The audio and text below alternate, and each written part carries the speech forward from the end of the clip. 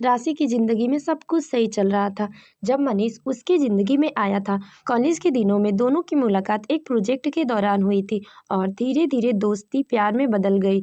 मनीष उसकी हर खुशियों में शामिल होता था, उसके ख्वाबों को अपने सपनों में सजाता। लेकिन प्यार की राहें आसान नहीं होती। राशि के माता पिता को मनीष की साधारण नौकरी और साधारण परिवार रास नहीं आया। उन्होंने साफ कह दिया कि उनकी बेटी का रिश्ता मनीष से नहीं हो सकता।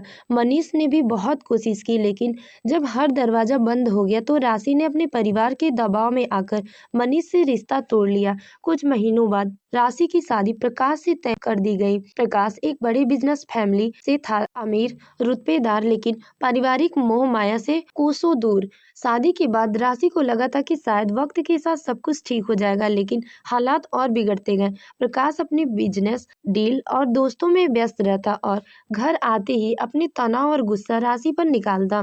प्रकाश का छोटा भाई नितिन, जो कॉलेज में पढ़ रहा था, अक्सर ये सब चुपचाप देखता रहता। नीतीश ने हमेशा अपने बड़े भाई को आदर्श माना था, लेकिन अब उसकी असलियत देखकर उसका दिल टूट गया था। राशि के प्रति नितिन के मन में एक अजीब सी संवेदनशीलता थी। वे जानता था कि भाभी को इस रिश्ते में कितना दर्द सहना पड़ता है। जब वह मौका मिलता तो वो राशि को हल्की फुल्की बातें कहकर हंसाने की कोशिश करता। धीरे धीरे राशि को भी महसूस होने लगा कि नितिन ही घर का एकमात्र ऐसा इंसान है जो उसकी खुशी का ख्याल रखता है। समय के साथ नितिन की पढ़ाई पूरी हो गई और उसने अपने बड़े भाई के बिजनेस में हाथ बटाना शुरू कर दिया।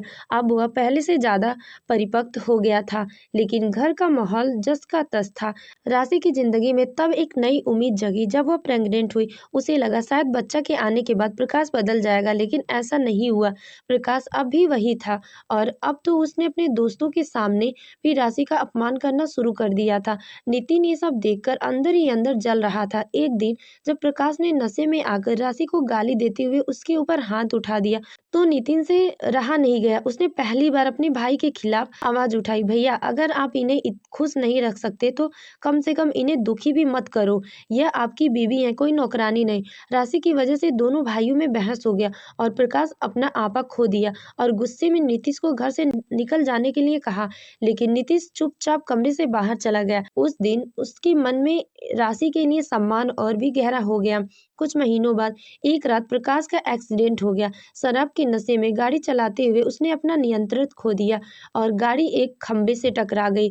मौके पर ही उसकी मौत हो गई। राशि के लिए यह अजीब सा पल था। वह दुखी थी, लेकिन साथ ही उसे एक अजीब सी राहत भी महसूस हो रही थी। उसकी जिंदगी का सबसे बड़ा बोझ उतर चुका था, लेकिन समाज की नजरों में वो अब विधवा बन चुकी थी। नितिन ने इस मुश्किल वक्त में राशि का साथ नहीं छोड़ा। उसने अपनी माँ यशोदा जी के साथ मिलकर राशि का और उसके नवजात बेटे का पूरा ख्याल रखा।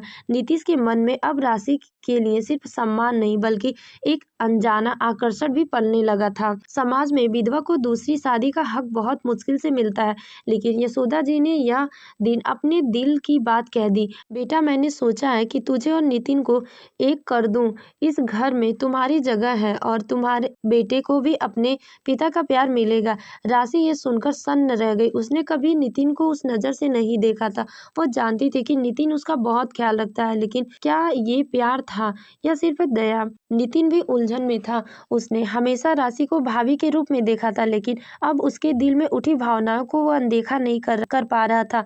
एक दिन नितिन ने हिम्मत करके राशि से बात की, भाभी मैं जानता हूँ कि ये सब आसान नहीं है, लेकिन मैं चाहता हूँ कि आप फिर से खुश रहें। अगर आपको लगता है कि आप मेरे साथ खुश रह सकती हैं तो मैं हमेशा आपके साथ खड़ा हूँ। अगर नहीं तो भी मैं हमेशा आप और भैया के बेटे का ख्याल रखूंगा।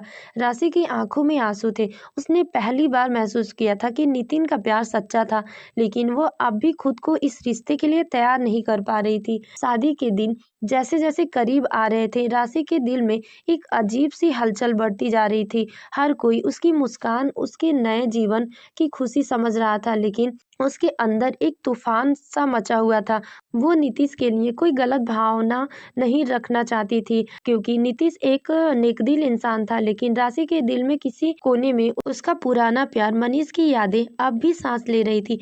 वे अधूरा प्यार जो कभी मुकम्मल नहीं हो पाया था। शादी से ठीक एक दिन पहले जब पूरा घर तैयारियों में व्यस्त था, तभी दरवाजे पर धीमी सी दस्तक हुई। राशि ने दरवाजा खोला और सामने जो देखा उसके पैरों तले जमीन खिसक गई। सामने मनीष खड़ा था, वही आंखें, वही मुस्कान, लेकिन चेहरे पर एक अलग सी गंभीरता थी। मनीष, तुम? राशि के होठ कांपने लगे। इसके पहले कि राशि कुछ और कह पाती, पीछे से नितिन की आवाज आई, अंदर जाओ मनीष। राशि हैरान रह गई। नितिन और मनीष ये एक दूसरे को कैसे जानते? नितिन ने मुस्कुराते हुए सभी के सामने कहा, मुझे अब समझ आ गया कि सच्चा प्यार क्या होता है। राशि का दिल अब भी मनीष के लिए धड़कता है। मैं उसकी खुशियों के बीच नहीं आ सकता। पूरा घर सन्नाटे में डूब गया। राशि की आंखों से आंसू बह निकले, लेकिन वे आंसू दर्द के नहीं, सम्मान और राहत के थे। नितिन के इस फैसले ने उसके दिल में एक ऐसी जगह बना ली जिसे कभी भी कोई नहीं भर सकता। अगले दिन ही बड़ी धूमधाम के साथ राशि और मनीष की शादी हुई। नितिन ने राशि के बेटे की जिम्मेदारी अपने कंधों पर लेने का वादा किया और खुद को अपने करियर में झोंक दिया। उसने अपने जीवन की एक नई दिशा ली, लेकिन उसके दिल में राशि के लिए कोई सिकवा नहीं था, सिर्फ दुआएं थी। राशि जानती थी कि नितिन को ये त्याग हर किसी की बस की बात नहीं थी। उनके बीच अब शादी का रिश्ता नहीं था, लेकिन जो बंधन था वो विश्वास और सम्मान से बुना हुआ था।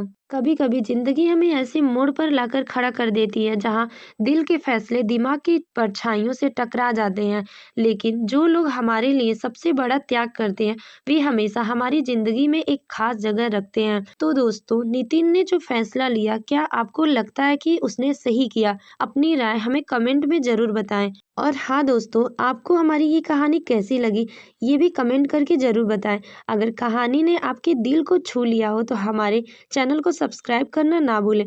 नोटिफिकेशन बेल को दबाएं ताकि हमारी अगली दिलचस्प कहानियों का नोटिफिकेशन आपको समय से पहले मिलते रहे। धन्यवाद।